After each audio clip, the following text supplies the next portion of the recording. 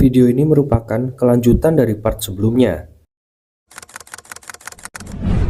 Dari atas menara, Elfaria nampak menikmati angin sepoi-sepoi yang berhembus. Lalu ajudan yang bernama Sarisa ini menanyakan apakah dia ada waktu luang akhir ini. Tapi 寝るな。痛いですサリさん。 ajudan itu kembali mengingatkan selayaknya Magia Vendor, gak pantas jika Elfaria hanya menghabiskan waktunya untuk tidur dan selalu melihat ke bawah jendela. Maksud dan tujuannya adalah memperlihatkan dokumen yang berisi para siswa berbakat rekomendasi para watcher. Di antara semua ada satu kandidat istimewa yang nampaknya cocok untuk fraksi S. Dia adalah Julius. Penampilan apiknya di festival mengundang decak kagum banyak orang, dan kemungkinan besar akan cocok jadi penerus Elfaria. Hal yang masih akan dipertimbangkan oleh Elfaria. Balik ke arena, festival ini akan mencapai klimaksnya sesaat lagi, di mana Will yang seorang diri akan mencoba menantang Julius dan timnya. Julius sengaja menunggunya dan berjanji akan mempermalukan Will dulu sebelum dikalahkan. Will juga sama, dia nggak akan menyerah sebelum Julius DKK meminta maaf, dan langsung aja. よく来てくれた落ちこぼれ。お前はこれから Sihir awan tebal ini harus membuat Will waspada. Dia mencoba menebak di mana posisi musuh lewat serangan yang mereka lancarkan, dan harus tetap bergerak agar tetap hidup. 1-3 serangan berhasil dihindari dan Julius berhasil ditemukan, tapi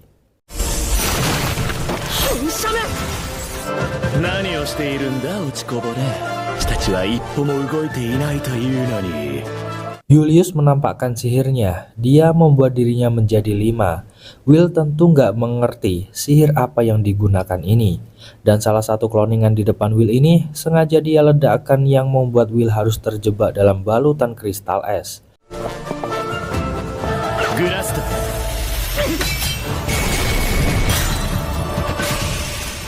Para guru ini tercengang karena Julius berhasil menggunakan salah satu sihir orisinal yang diciptakan Elfaria. Rosti dan Will sendiri juga sama terkejutnya. Gimana bisa Julius mengaplikasikan sihir ini secara sempurna? Dengan sombong Julius berkata bahwa ini berkat talenta yang dia punya. Dia mengaku melatihnya sendiri dan udah semahir Magia Vendor, meski hanya memakai salah satu sihirnya. Julius berjanji akan membongkar semua rahasia Albisvina suatu saat nanti. Tentu Will nggak terima dengan ucapan itu, dan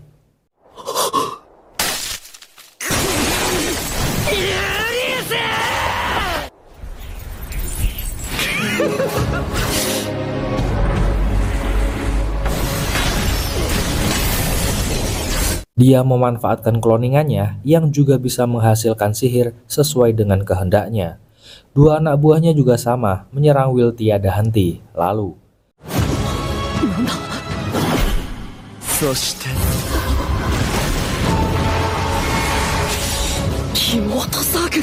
Julius sengaja menjadikan 3 cloningannya sebagai titik timbul penghalang, yang otomatis langsung mengurungnya. Dan inilah sihir pamungkas.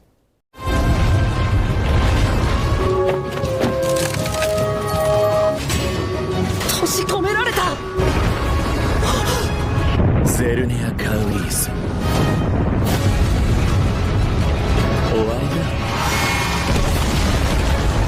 Semua nggak percaya menyaksikan kejadian ini, termasuk Pak Edward yang memuji Julius karena berhasil menggunakan strategi ideal sehingga bisa menang tanpa beranjak dari tempatnya.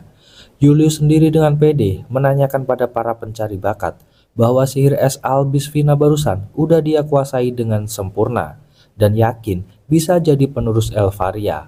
Iris yang menyaksikan dari tribun percaya jika Julius hanya bersandiwara untuk menonjolkan kekuatannya. Dia sengaja memanfaatkan Will yang bergerak secepat monster, tetapi Hah?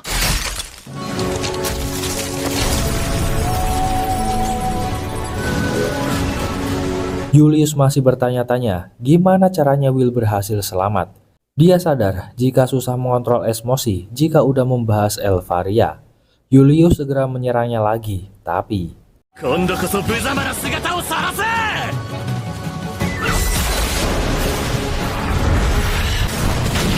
Will tahu kelemahan dan kebohongan Julius. Dia pun segera menghabisi dua anak buahnya dulu. Dengan begitu, semua cloningannya akan hancur. Karena faktanya, Julius masih membutuhkan bantuan dua temannya untuk mengendalikan para cloningan itu. Dari atas menara, Elfaria mengaku nggak mau punya penerus. Dia hanya menginginkan pedang yang bisa menemaninya. Will coba mengoreksi kelemahan sihir Julius. Tentu aja perkataan itu membuat Julius murka dan... 食うな口を聞くな。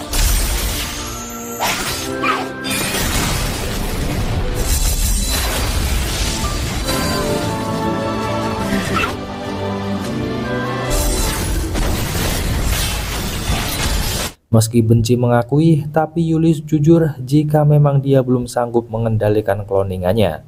Dan jika tanpa bantuan teman-temannya, maka cloningannya nggak lebih dari sekedar meriam tanam. Tapi, dia percaya jika Will nggak akan bisa menemukan dirinya yang asli. Karena Julius udah membentuknya secara sempurna. Tapi...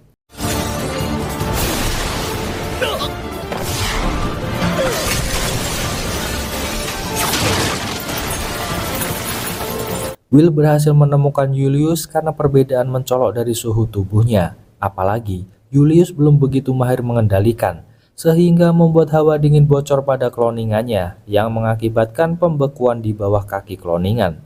Julius makin murka tatkala fakta barusan keluar dari mulut Will yang notabene nggak bisa sihir. Ini semua karena Will dan Elfaria udah lama bersama. Will mengagumi dan rela belajar demi Elfaria, meskipun dia nggak akan bisa mencapai levelnya. 大丈夫。あなたの努力も私との思い出も決して無駄になんかならない。 Mendengar itu, Julius makin murka aja. Will mengakui kejeniusan Julius karena selama ini belum ada yang bisa meniru sihir Elfaria. Tapi yang perlu diingat, Elfaria menciptakan sihir tersebut saat masih berusia 2 tahun. Sihir itu nggak sempurna dan banyak kurangnya. Jika Julius menyombongkan sihir itu, dia hanya seperti raja berkulit badak.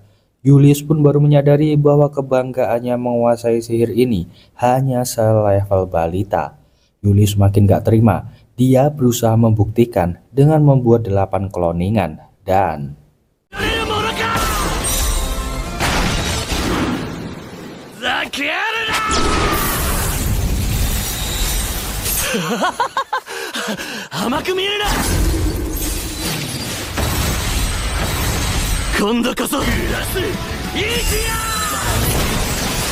Tapi Will nggak kendor sedikit pun, hingga satu persatu cloningan berhasil dia hancurkan, yang langsung membuat Julius lari ketakutan. Hingga akhirnya...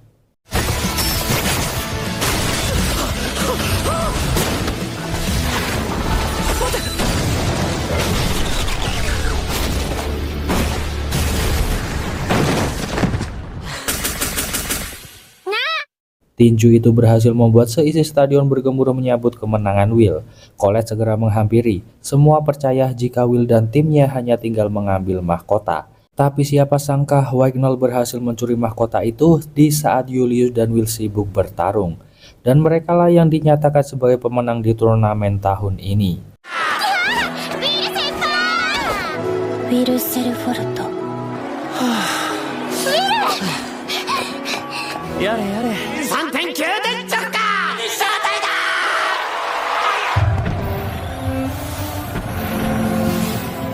Sarisa melihat jika festival sihir agung sudah selesai, tapi Elva sambil menangis menanyakan berbagai macam sihir yang gak mungkin ada. Lalu, ketantrumannya mengejutkan Sarisa. Balik ke arena, Sion gak senang dengan hasil ini, kemudian berjanji akan mengalahkan Will suatu saat nanti. Sementara Will, dia meminta maaf karena kecolongan di detik terakhir.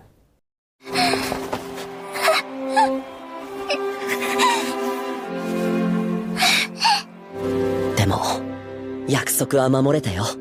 Itu dia Jess rekapan kali ini. Makasih buat yang udah nyempetin nonton dari awal sampai akhir. Kita ketemu lagi di video selanjutnya ya Jess. Adios, pamitos.